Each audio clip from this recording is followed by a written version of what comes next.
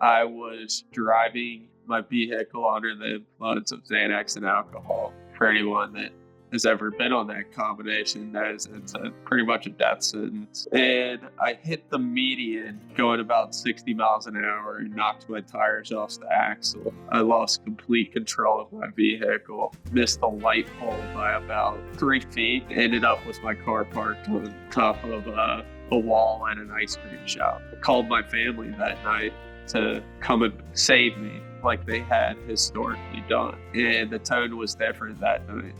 They said, "We love you, buddy. Good luck figuring it out." And I remember sitting on that bench in front of that ice cream shop. I got my car towed away, but I sat on that bench until the sun rose, and I waited for the owner to get there, and I begged him and promised that I would change if he just gave me a break and didn't call the police. He had me just write him a check. I was able to come out unscathed.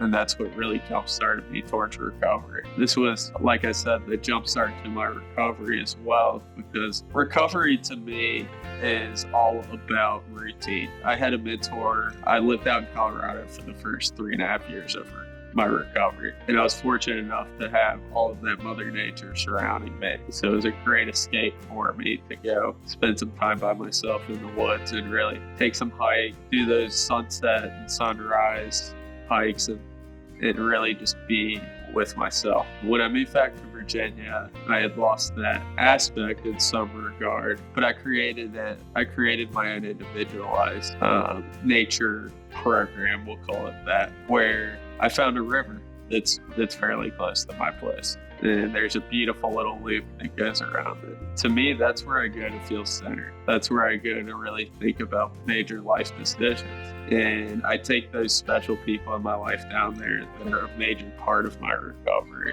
My best day in recovery these days is seeing how far I've come with my family, seeing the growth that we've had on an emotional level, on a communication level that has trickled into the relationships I have today. And in return has become more, I've become more confident in myself. I laugh about it all the time, because 8 years ago, I used to say that I had social anxiety. Now I speak in front of people at least 3 times a month in the middle of doing a documentary.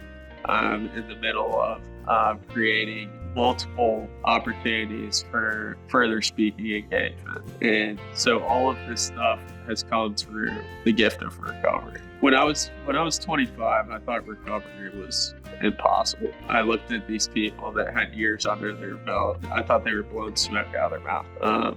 Little did I know all the gifts that would come to me just by changing some behaviors and leaving behind the drugs and the alcohol. I now have finished with a 3.7 GPA in college. I work in an industry where I get to continue passing on the love of recovery to other people. And the relationships I have with my family, my partner, and my close friends far exceeds anything that I thought was possible.